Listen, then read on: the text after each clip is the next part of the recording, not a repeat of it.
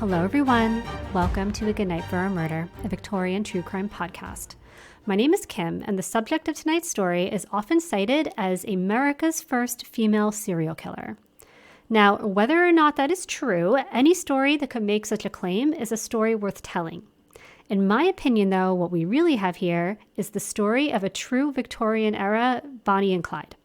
This is the story of Lavinia and John Fisher. But first, a Victorian Society tip.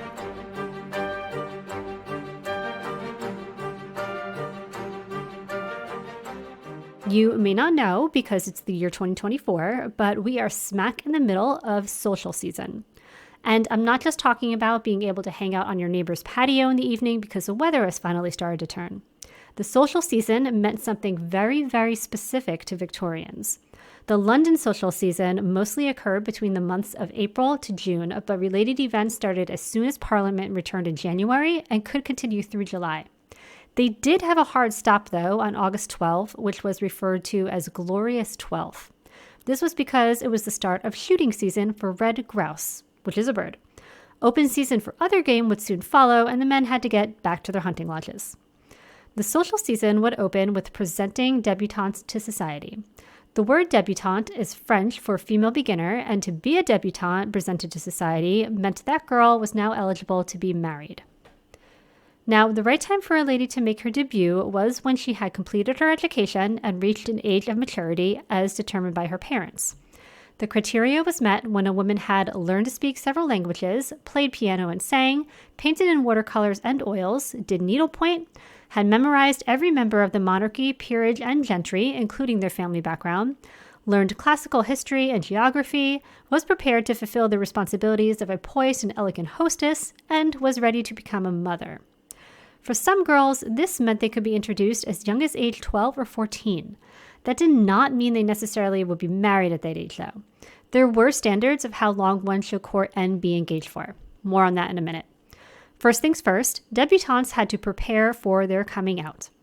Girls who were in any way related to the royal family or wealthy daughters of clergy, military, or naval officers, barristers, or physicians would first be presented at the royal court before the Queen.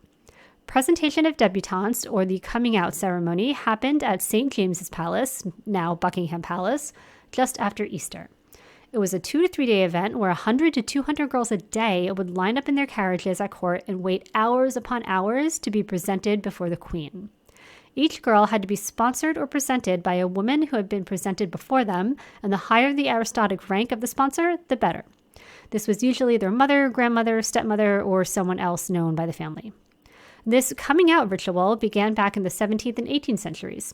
It was suspended during World War I and World War II, and then Queen Elizabeth II did away with the ceremony entirely in 1958. Preparation for presentation at court was rigorous. First and foremost, there was the gown. The debutante gown was often fancier than a wedding gown and sometimes intentionally designed to be simplified later on to be converted to a wedding dress. White was traditional, but ivory or light pink were permissible. Gowns were to be short-sleeved with a low neckline and were to have long trains. It was custom to wear a tulle headdress with a long veil and ostrich feathers.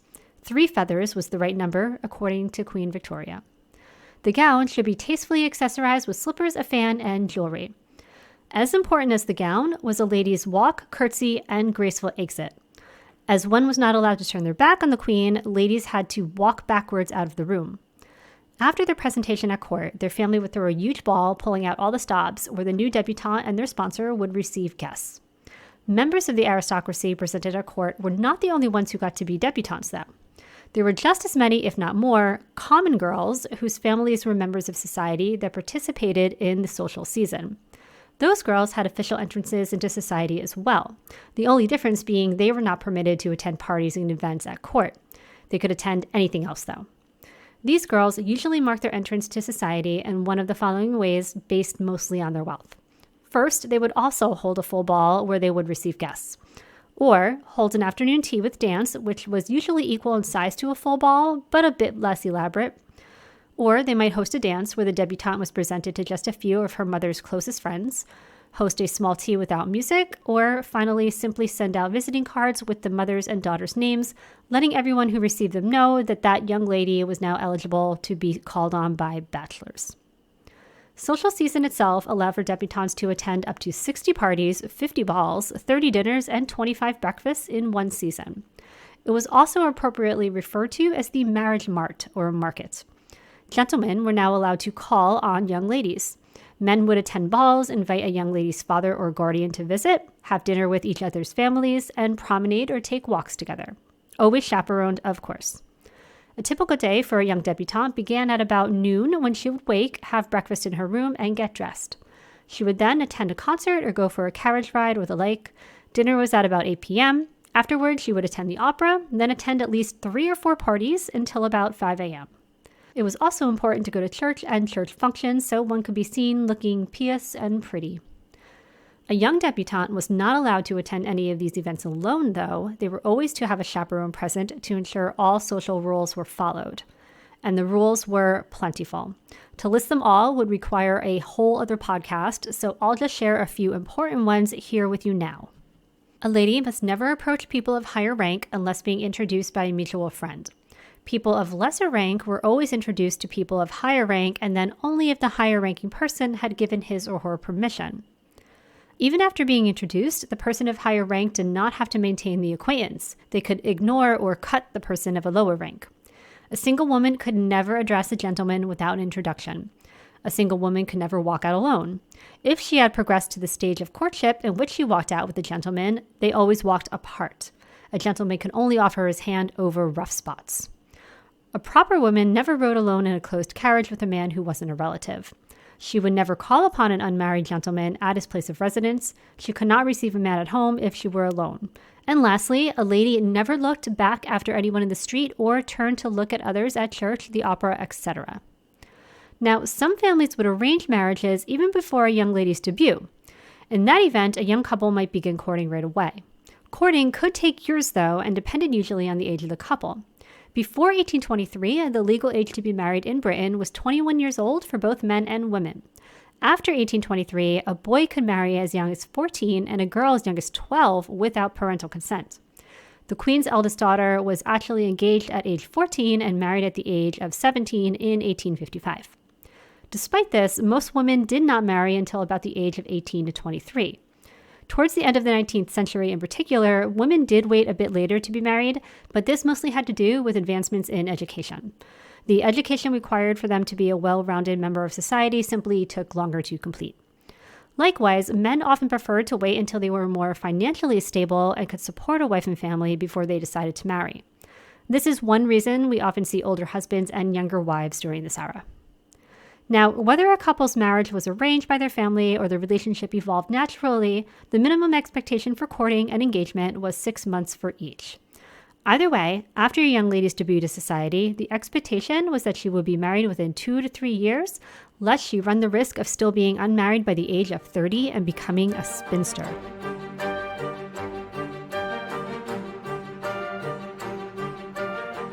A Good Night for a Murder is a true crime podcast that does cover stories including death, violence, sexual assault, and other adult themes. Please take care while listening.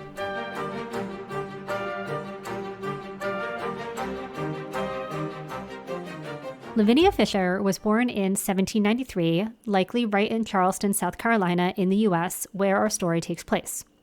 Who was she before she was Mrs. Fisher? We don't know. That has been lost to history. By the time we meet Lavinia in the year 1819, she is already in her mid-20s and married to husband John Fisher, also of Charleston, South Carolina. Together, the pair lived in and managed what was known as 6 Mile Wayfarer House. There was also a 4 Mile House, 5 Mile House, maybe 7 and 8 Mile House.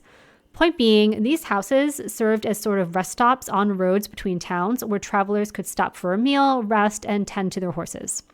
They were named 4, 5, and 6 Mile House because they were 4, 5, or 6 miles outside of town. Now, Lavinia and John seem to be affiliated with 2 houses in particular, 6 Mile, as we already mentioned, and 5 Mile House. Details are hazy, but it seems like Lavinia and John were part of a gang of crooks operating along the road outside of Charleston. Rumors began to swirl that that stretch of road was particularly unsafe due to highway robbers. Plus, those that you met at the houses were known to cheat and scam visitors during poker games. Recently, a cow had also gone missing from a local farmer's field. There have been several especially alarming reports as of late about travelers who had disappeared out that way, where their last known location had been Lavinia and John's 6 Mile house. The sheriff didn't necessarily investigate per se, but he did think about the reports a little bit. And what he thought was that without more evidence, he had nothing to look into. He knew Lavinia and John and regarded them as an honest, hardworking, lovely couple. Plus, Lavinia was quite pretty. The local villagers had clearly begun to suspect otherwise, though. They'd heard stories. They'd heard that if a traveler stopped at 6 Mile house, whether they intended to or not, Lavinia would use her feminine charms to convince them to spend the night. She would cook them a nice dinner and sit and talk with them about what brought them there, where they were going, what all did they have in their wagon, and what did they do for work. If she suspected they might be wealthy, she would brew them a special cup of tea after their meal and send them up to their room. The tea, though, was actually spiked with poison oleander. And once the unsuspecting victim had passed out from the effects of the drug, Lavinia would ransack their room for anything of value, while John would stab or beat them to death right there in their bed. Some had even heard tales of the beds in the rooms flipping over and dumping unconscious victims through the floor into the basement, where the floor was lined with spikes. In February 1819, locals grew tired of the authorities not taking them seriously and decided to take matters into their own hands. A vigilante gang marched on 6 Mile house and ran the Fishers and their criminal cohorts out. They left behind one guy named David Ross to guard the house and prevent the criminals from returning. This was a bad plan. Unless there was something left out from all the sources I read, it sounded like Ross would easily be outnumbered if the criminal gang returned. And the next day, that is exactly what happened. 2 gang members forced their way into the house and attacked Ross. He surrendered and asked if he could just retrieve his personal belongings from inside, and then he would go quietly. His attackers said, "No, everything in this house is ours now, and you need to get out." By this time, likely realizing there was only one guy left behind to hold the house, the remaining members of the gang had returned, including Lavinia and John, plus another man and a woman. The men started to attack Ross further. During this assault, he locked eyes with Lavinia and pleaded with her to help him, call them off, talk some reason into them. If he thought appealing to Lavinia's nurturing side as a woman would help him, though, he was wrong. Instead, Lavinia allegedly choked him and smashed his head against a window. Fortunately, Ross managed to escape and ran to alert the authorities. At this time, John, Lavinia, and the rest of the gang had successfully regained control of 6 Mile house. Only a few hours later, a traveler named John Peoples, who evidently has not heard the rumors about 6 Mile house, stopped in to ask for a room for the night. Here is what probably did not happen next, but I'm going to tell it to you anyway. Allegedly, Lavinia initially told him there were no rooms available, but he's still welcome to come in for a meal. While he ate, she questioned him relentlessly about why he was on the road, what he did for a living, where he was headed, and more. Then she announced that, you know what? She was confident she could rearrange some things and find him a room. Peoples found her interrogation and sudden availability of a room suspicious, and he was afraid he was being set up for something. But he decided to play it cool and finish his meal. After dinner, Lavinia presented him with a cup of tea to drink before bedtime. Had Lavinia asked him first whether he would have liked some tea, he would have declined. Peoples did not like the taste of tea, and he never drank it. But not wanting to seem rude, he accepted the cup, and when Lavinia wasn't looking, he poured it out instead of drinking it. If the rumors about Lavinia's tea at 6 Mile house are true, this one act certainly saved John Peoples' life. After dinner, Peoples retreated to the room Lavinia had freed up for him, but he decided he was going to do his best to stay awake as much as he could through the night, should there be some sort of foul play afoot. So instead of laying down in the bed, he posted up in a chair by the door. The day had been long, though, and he did doze off at some point, but woke to a sound of what he discovered to be the entire bed collapsing into the floor. At that point, people scrambled out the window to escape and rode all the way to Charleston to report what had happened. Now, John Peoples did have an incident at 6 Mile house, but it probably didn't go down quite like what I just described. Other sources share this version of events, which I think you'll agree is more probable. Now, remember that people showed up only mere hours after the 6 Mile crew had regained their property. They were feeling bold and triumphant. So when unsuspecting John Peoples wandered up, innocently looking for a place to rest, the gang just outright jumped him. All in all, he said there were about 9 or 10 people who confronted him, including a woman. He managed to escape with his wagon, but was pursued by a pair of criminals who caught up to him and robbed him at gunpoint on the road. He managed to make it to Charleston, where he was unable to identify the robbers, but was able to identify John, Lavinia, and a third man named William Hayward from a photo lineup. Before this, all the sheriff's office had were reports of suspicions about John and Lavinia's involvement in crimes allegedly taking place around 6 Mile House. But now they had not one, but 2 positive identifications from David Ross and John Peoples implicating Lavinia and John Fisher. Police were dispatched and surrounded 6 Mile House with weapons drawn. The gang inside was posted up at windows and doors, also with weapons drawn, prepared to defend their property. But before tensions could reach a breaking point, John Fisher surrendered himself and the rest of the gang for fear that Lavinia would be harmed in the fight. The couple plus 2 other men and 1 woman were taken into custody. The premise was searched, and some say they found the skeletons of several victims under the bedroom in the basement. This is probably a sensationalized version of events, but what they did find were the remains of a recently slaughtered cow. This is assumed to be the cow that was recently reported stolen by a local farmer. After the search, 6 Mile House and all of its outbuildings were burned to the ground along with everything inside. When John was interrogated by police, he provided the names of all the other gang members in exchange for Lavinia's safety. Despite this, he and Lavinia were charged with common assault and assault with the intent to murder, while the others who were brought in with them were released on bail. At the arraignment, John and Lavinia pleaded not guilty, and a trial was scheduled for May 1819. At the trial, they were found guilty of common assault and assault with intent to murder against David Ross, and additionally found guilty of highway robbery against John Peoples. This is disconcerting since, from what I researched, Peoples was unable to identify the 2 men who had actually robbed him. So I don't understand how Lavinia and John Fisher wind up taking the fall for it. Unfortunately, it's known that the justice system likely played a little too fast and loose back in the early days. What makes this especially unfortunate is that highway robbery was considered a capital crime for which the penalty was death. Lavinia and John appealed the court's decision, after which many prominent citizens, including members of the clergy, asked for a reprieve on their behalf. Remember, before this, the Fishers enjoyed a very positive reputation. And the pair were actually granted a reprieve until January 1820, which was a whole 8 months away. While the Fishers were being held, they met with Reverend Richard Furman to help prepare their souls for their judgment day. John was receptive to his counsel, but Lavinia was thoroughly annoyed by him. She did not feel like she had to prepare her soul for anything because she was not going to be executed. She just didn't believe it was going to happen. Her reasoning was that there was numerous plays for leniency being made on her behalf. She was innocent and was sure someone would come to their senses about it. And she was a woman after all. While America had executed women before, it was way less common than executions of men. Oftentimes, women would receive lesser sentences for the same crimes men would hang for just because they were a woman.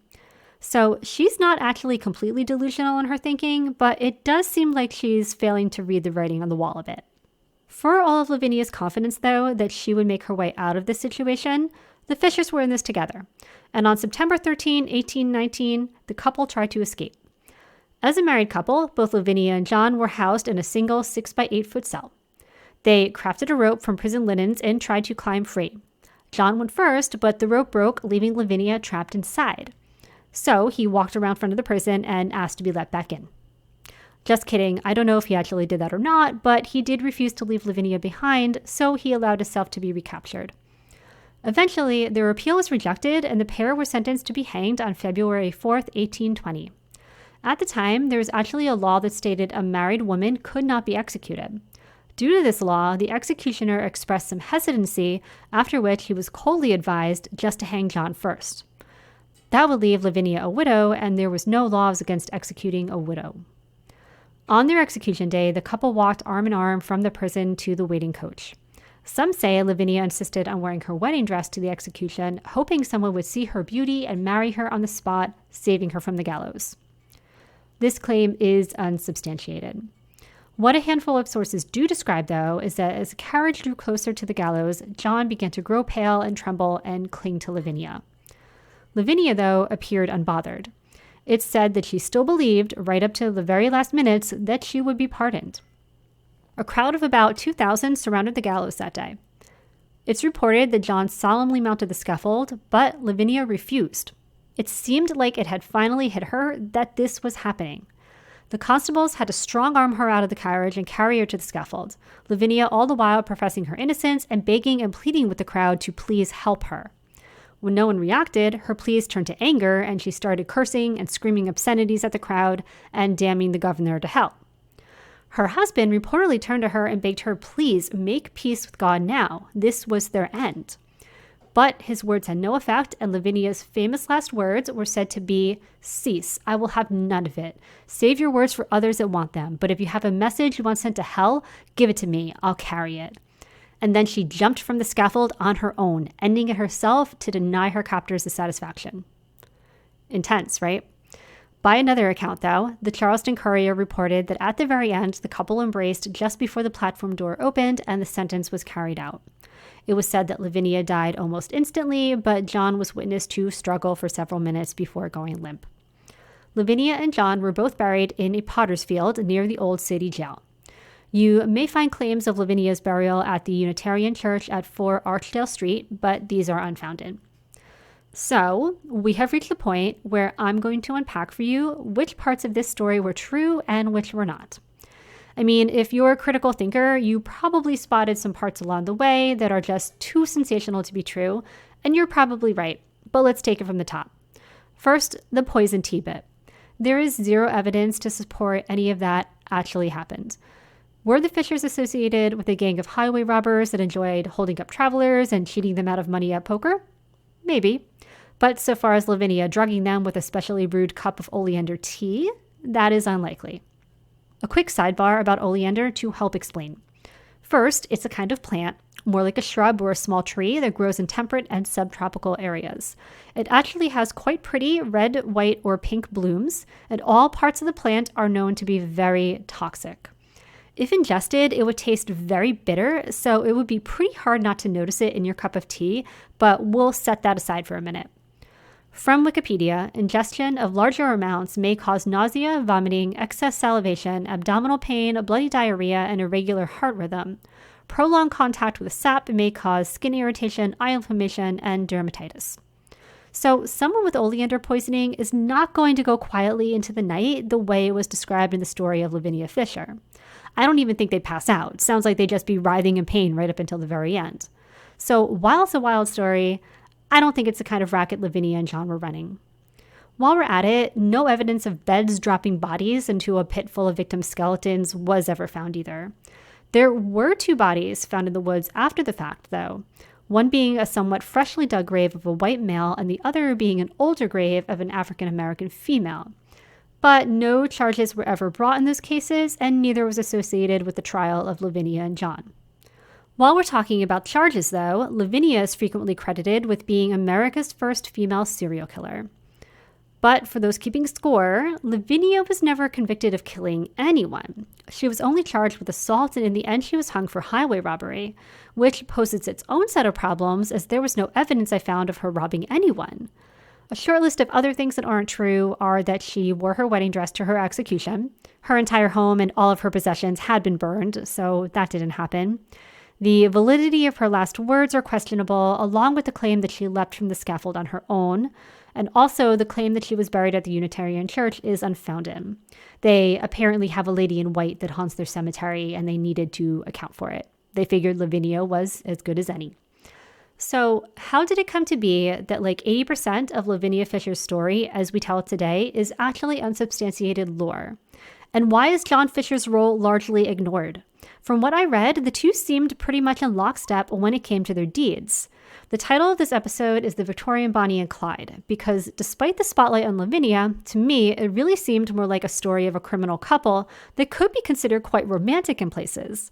I mean, the way he protected her by surrendering his entire gang, then refused to leave her after their botched escape. Ladies, if he wanted to, he would, right? To be clear, that is a joke, but seriously, how did her story become so inflated?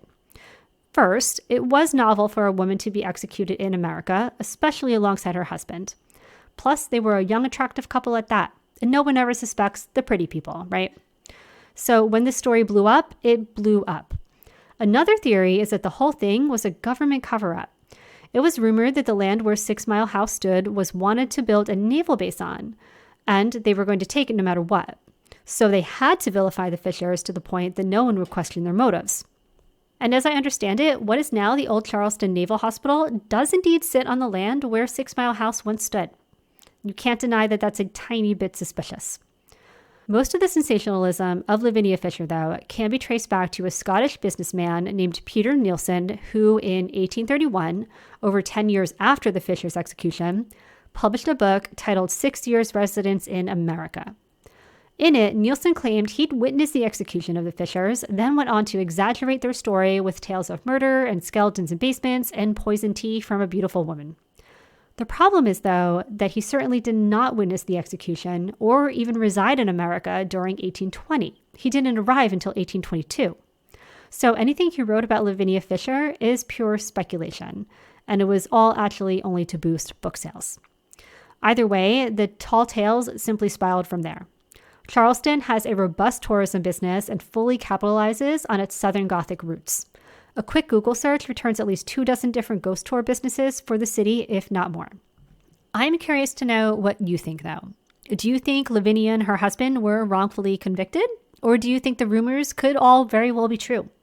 If you head over to Instagram, TikTok, or YouTube at A Good Night for a Murder, you can let me know there. I've posted some photos of the old jail, a fun AI depiction of Lavinia on the scaffold, and more on Instagram and TikTok. You can also see the photos and source links for this episode on the episode blog on my website at agoodnightforamurder.com. While you're on the website, you can sign up for the Good Night for a Murder newsletter. Each month, I send an episode roundup, reveal of next month's episodes, and other goodies like extra Victorian society tips, book recommendations, and more. The bonus content for housekeeper and butler tier Patreons for this episode goes even deeper into the lore of Lavinia Fisher, where I talk about claims and evidence of the ghost of Lavinia, plus a crazy story having to do with Lavinia's skeleton. Listen through the outro music to hear a short preview of this Patreon bonus content. To subscribe to Patreon and learn more about the podcast, you can visit agoodnightforamurder.com. Also, follow me on Instagram, TikTok, or YouTube at A Good Night for a Murder. Please rate and review and share with friends. Thank you for listening, and I will talk to you again soon.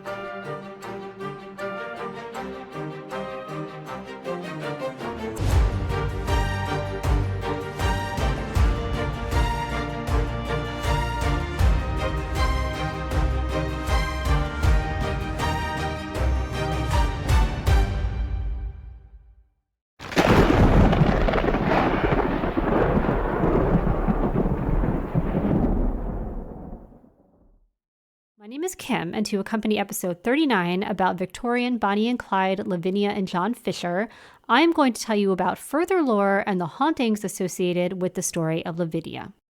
First, we'll talk about some of the alleged hauntings attributed to Lavinia Fisher and even some encounters from people who claim to have had an experience with her. All of these are in Charleston, South Carolina, where the story took place. The first location is the Old City Jail where Lavinia and John were held. While here, Lavinia was positive that she would be granted a pardon. Despite her confident demeanor, it was reported that she grew very anxious when she noticed the presence of anyone other than the jailers or any sort of paper was being handled. One source quoted Nick McGurr, who they cited as the owner and lead investigator of Stories in the Cemetery, an interactive ghost hunting experience, said, "We did have a very specific incident that did occur where one of my team members passed out.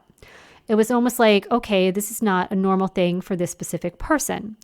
We got them feeling better, and a few minutes later, they looked at me and said, 'Yeah, you're going to put me back in there, aren't you?' 'Yes, I'm going to put you back in the exact same spot where I placed you before.' Put them back in, and it happened again within about a minute and a half." He went on to say, "I have had many guests in the past telling me about how they've been pushed, they have scratches. These are not things to be toyed with, and they're not just something I'm willing to put a family that has children involved and wants to have some fun with scientific equipment into a jail where there might be some darker